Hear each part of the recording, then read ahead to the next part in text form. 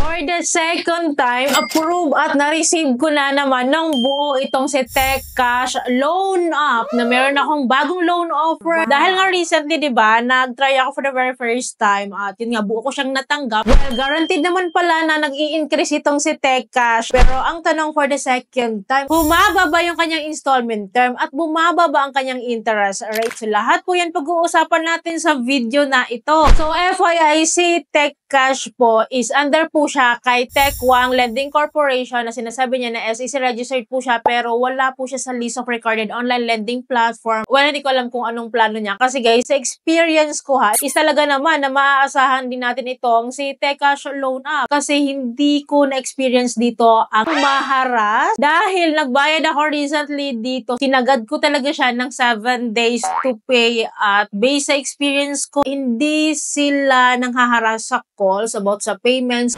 Inform lang siya na due date ko na daw. Yun lang. And then after that, hinayaan ko nga baka maharas ako or what, no? Pero hindi naman. Ano sa inyo ako na-experience niya. Well, ito na nga. For the second time, nag-decide ako na mangutang ulit dito kay TechCash Loan Up to share with you the full details regarding this loan up. Kasi since ako ay na-try ko na for the first time, itong second time, i-share ko of course sa inyo. Well, before I proceed sa disbursement ko for the second time, no, let me share with you this quick application ko dito kasi baka may mga bago dito, no, na hindi nasusundan yung video ko kung paano nga naman mag-apply dito para may idea din kayo, no. Very quick lang ito, no. Anyway, si TechCash, downloadable po siya sa Google Play Store lang. Wala siya sa iOS or sa App Store. At nagpapautang po siya ng up to 30,000 pesos. But doesn't guaranteed na yun talaga yung makukuha natin. Tulad ko sa first time, mababa yung offer nila sa akin at nag-increase na lang. Well, kapag in-install po natin yung app, so meron agad ditong lilitaw po privacy policy po nila that we need to agree po. And then, enter lang natin yung mobile phone number. And then, entayin natin yung verification code na isa-send po sa mobile phone number natin. And then, right after that one, we need to set a password. Then, right after this one is the basic information na. Followed by our ID verification. At anyways, guys, ito po yung IDs na tinatanggap po nila. So, pipili lang po tayo ng kahit isa lang po dito. And then, of course, pipicturan po natin. Pag napicturan po natin ito, lalabas din po yung details ng ating ID. So, i-check na lang natin kung tama at kung may kulang, i-fill upan po natin. And then, right after this one is the employment verification na. So, dito po, it talks about our job, income, company. So, sabi ko nga sa inyo, kahit wala tayong trabaho, okay lang. Kasi tumatanggap sila ng student, unemployed, housewife, etc. So, kapag po nabigyan na po natin yung information regarding our employment, so, followed by our emergency contact na po. So, here, dalawang emergency contact person lang po yung hinihingi po nila at ito po ay magdadirect sa ating phone book. Then, after providing this one, next po is our payment method na either bank transfer or e-wallet. Ito pong payment method po is the disbursement method po nito. So, mahalagang mahalaga po ito lalo kapag nag-decide tayong mangutang dito at make sure kahit hindi nyo mismong GCash account, pwede naman po. Basta pilafan nyo lang po yung account number and make sure nga tama yun para kung ano man, pumasok talaga siya sa account natin. And then after that one po, dito po ginagawa ang facial recognition. So, magsi-selfie lang tayo dyan and then agad-agad po, nagkaroon sila agad ng offer sa akin na 3,000 pesos lang. At ang ginawa ko po dito, 1,000 pesos lang po yung aking winidraw nga. Recently lang po. Inutangan ko siya, dinisburse ko siya last time at it was successful. Pumasok siya sa GCash account ko at buo ko po talaga siyang natanggap. Well, dahil within 7 days to pay nga lang yung first payment ko po dito, no, binayaran ko siya sa mismong pang 7 days to pay ko talaga. So far, wala naman akong harassment nga. Binayaran ko siya through GCash QR payments din para maliit lang din yung charge. And then, after ko po siyang nabayaran, punta agad ako sa loan app ko at nakita ko nga po na nag-increase ako. From 3,000 pesos na loan offer nila sa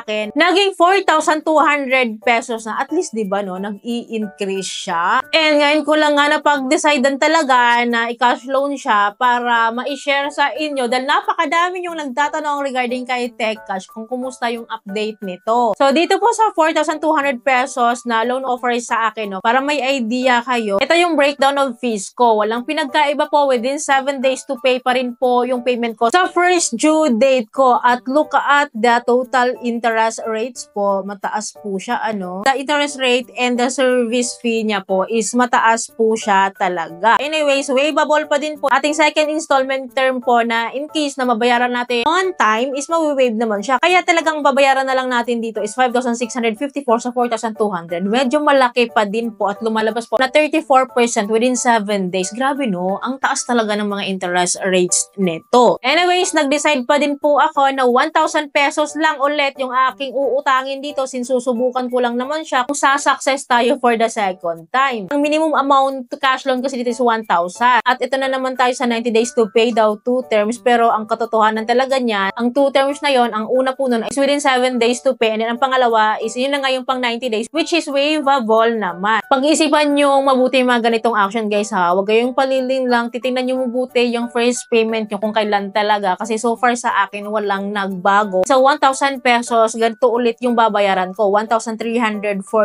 sa first installment, kasi for sure naman ako, mawi-waive ko tong second installment. So, lumalabas pa din po na 34.6% within 7 days to pay ito ha. Ang maganda lang talaga dito kay TechCash, no, may positivity pa rin tayo dito kay TechCash, no, na buo siyang matatanggap. Well, tinry ko nga ito dahil desidido nga ako mangutang dito for the second time. And as you can see here, I need to undergo ulit the facial recognition bago nila ako bigyan ng cash loan dito. After that, submitted successfully and under review siya. Pero less than 1 minute po, seconds lang po, pumasok na po agad siya sa aking GCash account successfully at natanggap ko nga po talaga ng buo sa aking GCash account. Legit po na walang kaltas, natatanggap talaga ng buo. And bumalik ako dito sa dashboard po ng TechCash. Meron kasi akong remaining credit limit, diba? Dahil sa 4,200, 1,000 lang yung hiniram ko. So, meron akong credit limit dito na hindi nagamit na 3,200. Ang nagamit ko lang is 1,000 pesos. But I cannot borrow it anymore unless no, masettled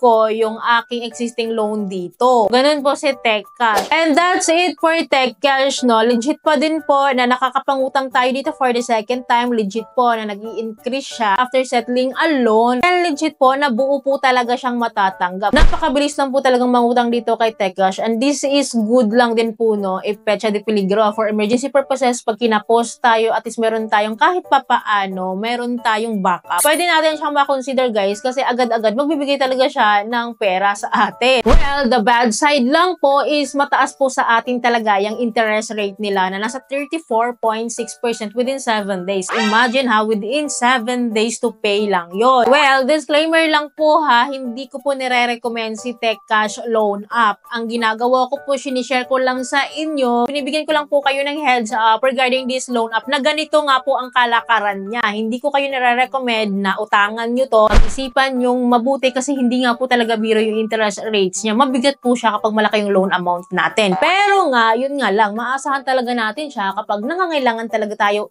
instant loan offer kasi ang binibigay niya sa atin. But again, borrow only what you can afford to handle kasi ang hirap pong mangutang kapag malaki yung interest. Kaya lang yung sinasabi sa inyo na pag-isipan yung mabuti, hindi porket na-approve ako ng paulit-ulit, gawin nyo rin. Pero guys, wala akong magagawa if bet nyo pa din siya. At least nga, nabigyan ko kayo ng heads up. Naging aware kayo, nagkaroon kayo ng idea sa loan app na ito. So, yun lamang po. I hope po may natutunan kayo sa video. I hope nakatulong tong video sa inyo. Kung nagustuhan yung video, please don't forget to like, share, and subscribe. And click yung bell button para lahat ng videos ko is updated and notified po kayo. See you in my next video. Thank you for watching. Bye!